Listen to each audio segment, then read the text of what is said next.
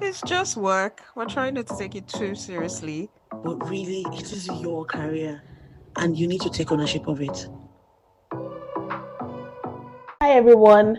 Welcome to Right? another episode of Question and Answers with Dickems and Bukola. This set of questions is really focused on just a concluded series on the new Immigrant Playbook series. We really want to thank everyone rather for engaging, liking, sharing. We saw the reposts, we saw the shares, we saw the likes, the Yeah. comments as well. Thank you all so much. And special shout out and thanks to our guests, Bumi and Ayo, for sharing your story with us and your career journeys. I know many people who reached out to Bumi separately to just, tell her thank you, how her story inspired them. So thank you so much for sharing that part of you rather with us. We don't take it Thank for you. granted. These questions, honestly, they may be surprising because they're not really career focused. They're really more around other silent or salient issues that immigrants experience or face that they may not really talk about, but it's there, it happens. And we're so glad these questions came in because we could relate with actually all the questions, and we'll be happy to share our thoughts on it, our Dickens Bucola's point of view on all of these questions. And I hope you're able to, like, it resonates with you as well and Yeah. helps you answer those questions as well that you may have that you may not have been able to share publicly. Yeah. Okay. Yeah. All right. So the first question on my list is: have you ever struggled with maintaining long distance relationships with friends and family back home? The answer is yes, definitely. At first, there is obviously the time zone issue. It's maybe a 6 hour time Yeah. difference. You begin to feel, not just physical distance, but even emotional distance. And you find yourself, maybe trying to wake up early to meet their own time to have a conversation. But very quickly, you realize that that's not sustainable. And I think you should just embrace the fact that it's not sustainable, Yeah. and Yeah. pace yourself. Mhm. The people back home, whom you used to speak with maybe daily, you realize that that's no longer feasible. Yeah. It's okay to stagger that to maybe having the conversation, like speaking with them once a week. That's absolutely fine. Okay, absolutely fine. But thank God for social media. So even though, due to the time zones and work hours and things like that, even though you can talk to them every day, you find yourself exchanging memes with them, Yeah. Yeah. short clips on Instagram. So you might not be having those phone conversations, but you're still in touch with them through Instagram, Yeah. Snapchat, TikTok, all these things.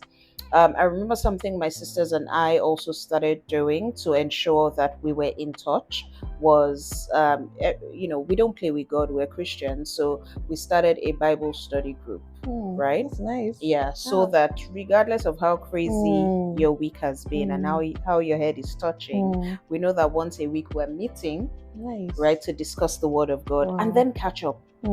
So it really pulled us in to ensure that we keep that timetable, we keep that schedule. Something else people do with like their friends is the Netflix watch party. I think Right. that's what it's Yes. called. Yes. Yes. A new movie comes out. Instead of watching it alone in your flat in downtown Toronto, you and your friends back home can do the telewatch party. Everybody picks the time that works for them. You're all watching the same movie at the same time, commenting, laughing. So you might not be together physically, but you are connecting from different time zones, different places, connecting real time, having fun virtually. And I think just embrace your new reality. You're no longer that person who was 15 minutes away from her sister anymore, right? You're this person who is thousands of miles away, right? But just find all these, and like we've said, technology has made things easier. So find means to use technology to work for you. Tone down the loneliness, tone down the emotional strain, and make it work for you. Absolutely. It gets better. Also plan trips. If you're planning a trip once a year, it's something you all are looking forward to talking about, creating WhatsApp group, talking, laughing, planning. It's just life, it's just adulthood. Unfortunately, this is what it is, right? No, very spot on, Dickems. But I'm just going to throw one last part. If you're in a relationship, talk every day. Oh, sorry. I wasn't. If you're in a romantic relationship, No. so if those What can I do? Leave. Talk to your boyfriend once a week. You sabi. the other question here is, what do you do when people say you have an accent? Has it affected your confidence? Hey, wait, everybody has an accent. Oh. Number one. Has it affected confidence? Yes, that states okay. Maybe I should answer the question first. Like literally, it can affect your confidence. I'll say maybe yes, but I think at first, and that's just like maybe an initial reaction. Like, and the natural response is if you hear that kind of feedback or hear someone say that. Can you personalize this answer? Has this happened to you? How did you actually feel? Not me directly, but I know someone has happened to. So this person, did say like, oh, her accent that she said her accent sounded funny, right? And initially she, of course she took it really, it was so demoralizing that she stopped speaking up in meetings. She went on YouTube, started read, like just everything just like sound better. Was watching a lot of like Hollywood movies, and they just and they should be practicing and everything. And then she said one day she just realized that she was just like, wait, hold up, what's going on here? That there are other colleagues from some of our other colleagues from other parts of the world that they have a very distinct accent that you actually cannot even hear what they're saying. Like they speak so fast, you can't even hear them. Like you literally have to either you're asking them to repeat themselves, but even repeating, they just say it like so very fast, and they have not. Nobody has said their accent sounded funny, or they're not like. So why am I the one? That feeling of maybe is it because I'm a black person or something of that sort? And she just said, you know what? I don't even care anymore. Like I don't even care at all. If people don't hear me, it's your business. If you cannot hear me and you tell me you cannot hear me, I'll repeat myself. And if you don't tell me and you think my accent is funny, it's all up to you. I don't even care. I will do the bare minimum by making sure that I'm not speaking too fast and speaking clearly, so I'm sure that you can hear me. But other than that, if you don't come to me and tell me that you cannot hear me, but don't come and tell me my accent is very funny, it's funny or something. And that's how that person came out of it. Let me put it that way. And that's what she's been working with. She just makes sure that she paces herself. And when she's speaking and not speaking too fast. The only form of not accent wasn't accent for me, was more I speak too fast, and Dickem Divad always says that many times. And that's I'll say and that one I don't think it has to do with accent or anything. And if it is, well, anyway, what direct feedback to me was I speak too fast. And I just always make sure that when I'm speaking to a large group or something, I just pace myself and don't speak too fast. Even but beside this podcast, I had a couple of people reach out to say I should speak, that Dickem speaks a little bit more, more, she paces herself, but I speak too fast. So I'm always sometimes, I try to catch myself in the moment and, go tone down. But sometimes I'm in the flow, I just go. But don't change your accent. That's my point, is don't change your accent. There's nothing wrong with your accent. Everybody in this world has an accent. Well, that's my opinion. Yeah. I don't want to call certain, accents here, but I'm saying for back home, you say they're speaking for speaking phone. Even grown up and now more much, I realized that phone we're trying to all replicate is also an accent. It's an American accent. There's nothing better than yours. Like it's even within Nigeria, we all had all kinds of people. Igbo accent, yes, Yoruba accent, like Hausa accent. Everybody has an accent. Calabar accent. Thank you. Nothing like, oh, you sound better. Nobody sounds better. Everybody has, and I think that's just the beauty of the world. Imagine if we're all sounding the same way. And it's just colonialism. It's because we have adopted another country's language. Thank you. We can't speak it like the natives. Exactly. We speak it through our own lens as a Nigerian, a Ghanaian, a Kenyan, whatever. Right? It's just what it is. And if I not colonialism, I know I'm probably overflogging this question, but just one last point. The colonialism you just mentioned depends also on the country that colonized. Yes, of course. Nigeria now, the British colonized us, and that's why maybe some accents may want to be tilted towards a British accent, for example. The point here is that own it. Don't shrink. Don't change your accent for whatever it is. Don't. You get the gist, right? Okay, next question. Cool. The next question is, how did you handle your first job rejection when you knew you were qualified? I kind of feel like someone asked this question, one of the Q&A segments. Rejection hurts. See, When you desire something and you don't get it, it hurts. Yeah. When someone tells you no to something you really desire, it hurts. There is no sugarcoating that, there is no escaping that feeling. Yeah. So embrace it, but don't wallow in hurt and self-pity Yeah. and whatnot. Yeah. Don't let it affect your opinion of self-worth. Mm-hmm. Because you're qualified for a role but got rejected, didn't get the job, it doesn't mean your worth has reduced in any Yeah. way, shape, or form. Yeah. It could just mean that it wasn't the right time. Mm-hmm. It could be that from their perspective, you weren't the right fit. Um, if you're Christian or spiritual, it could also mean that, you know, overarchingly, that isn't the job for Yeah. you. It might Mm-hmm. have derailed you in some way or Mm-hmm. form. Mm-hmm. We say this and it's true. If you're a Christian, rejection is redirection. It's just God directing you to where you have to be.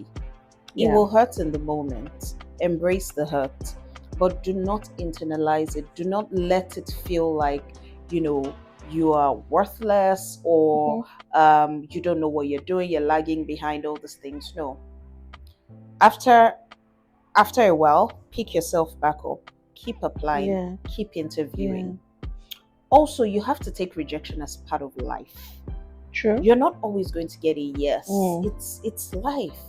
As you go through adulthood, you're going to realize this, right? So rejection is something you should now come to just expect that it would happen, Yeah. right? Yeah. Also Yeah. expect it. Yeah. There's the possibility that this will fall through. Oh, it's okay. Mm-hmm. I'm gonna keep going, right? Absolutely. So yes, it has happened to me. It still happens to me.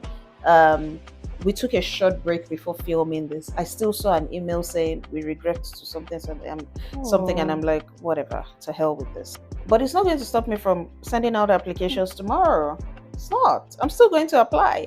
I'm still going to, get interviews and attend those interviews, right? So you just have to roll with the punches. I guess that's what I'm saying. Yeah. And I promise you, the job that is for you will come. It will come. It will come. Yeah.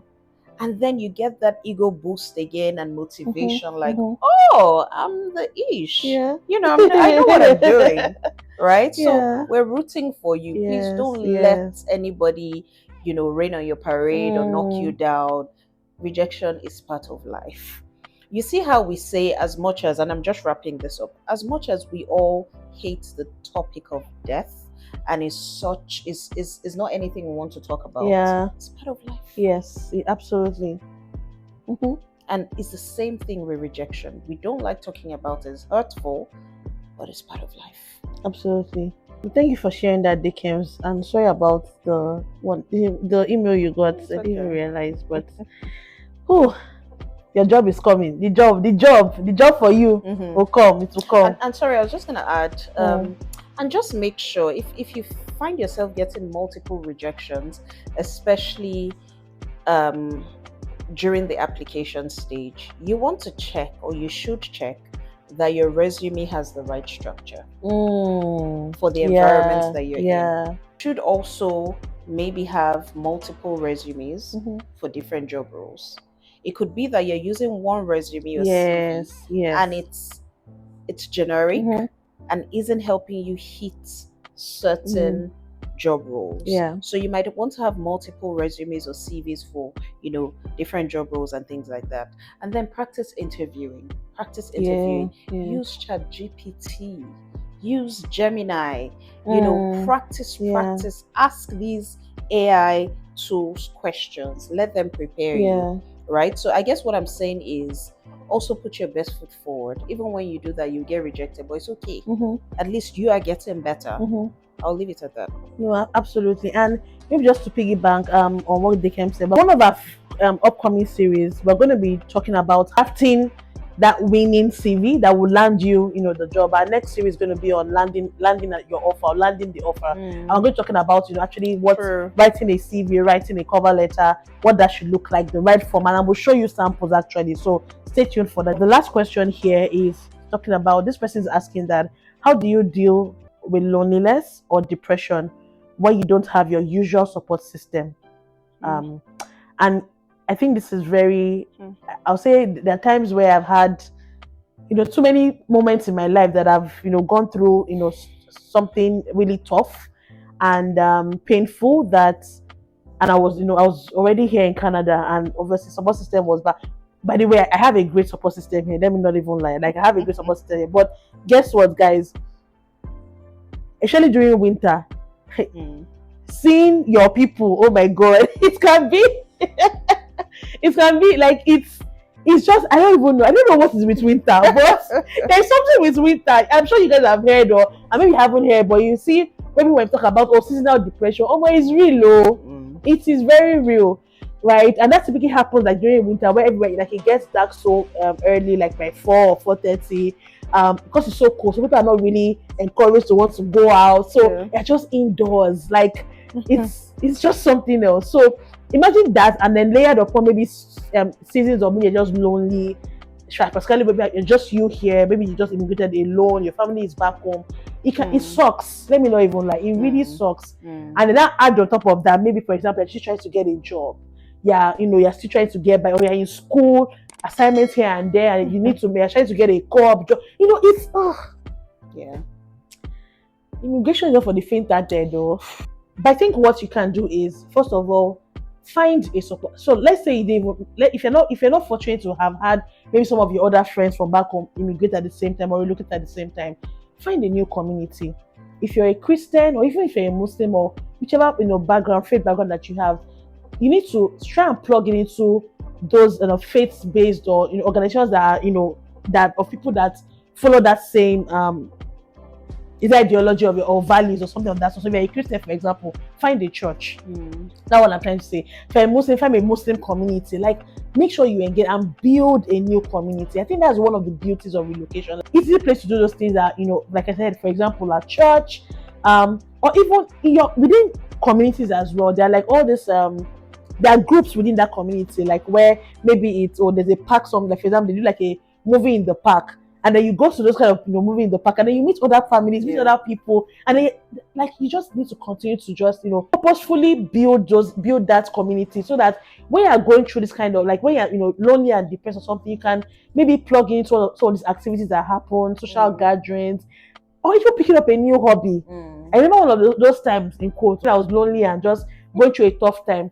That's when I developed my baking skill. Yeah, true. Because you remember. True. And it has now become something I love so much, and even like a sign also for me. So again, that's something. So it's not easy. Let's not even joke, but you can change exactly what it is. Something else that Dekem said as well, I think, or maybe one of our last episodes, is also making sure that maybe it was with Bumi, where you've relocated, but you're still looking back. Like you've not made that new country your home. Yeah. There are certain traditions that have, for example, during winter, people go ice skating. The popular sport here in Canada is hockey. But you still sit at home and be watching Premier League. FIFA. Like you don't make so you don't make Canada your home. So you still feel like you are here on the vacation. My dear, you are here. This is your new country and new home. Plug into the things that are that make them Canadians, right? And just develop. You'll be shocked that I see people now saying that they become hockey moms. Can you imagine? Like, who would have thought from Nigeria that their son will ever be playing hockey? They become hockey moms. Their children are going on, competitive sports and all kinds and manners of things, guys. I think I don't want to overflow, but you get the gist. Yeah. Embed yourself into the culture of wherever country you found yourself. Just isolate yourself. I think that's just really important. Yeah. We talk about hibernation during winter. It doesn't have to be. It doesn't have to be if we keep an open mind. And I'm saying this and also talking to myself. There's so many things that go on, fun things that go on, but we have to get out of our comfort zone. Yeah. Right. Yeah. So, yeah. Remember last time you were telling me that you guys had this maybe, and I think you had like a night out or something that you had, like Christmas PJs, seeing a movie, hot chocolate, all the vibes. And I'm looking forward to it. We had a Christmas plan. Starting I think maybe December 1st. We just had a plan of different things to do. So you and your friend groups or friendships of whatever, your siblings, if they're here. You could also plan things like that. Just have a schedule. The target should be we shouldn't miss anyone. Because once you default on one, it just goes on that way. Okay, I think that's it. Okay, guys. Thank you. Like Bukola said, you stuck with us. Thanks for all the feedback around our new Immigrant Series. We are launching a new series next week. At some point, we'll bring in 1 or 2 speakers as well. So thank you guys so much. We really hope we're able to answer your questions. Please keep them coming. Some people have asked, well, how do I send this question? Do I send you a DM? You can send us a DM. You can send us an email. But we also have a Google form where we collect questions. We're going to post that as well. But yeah, thank you guys. Keep sticking with us. Like the video, subscribe to our channels on Instagram, YouTube, TikTok, everywhere. Share, and thank you. God bless you. Thank you. Bye.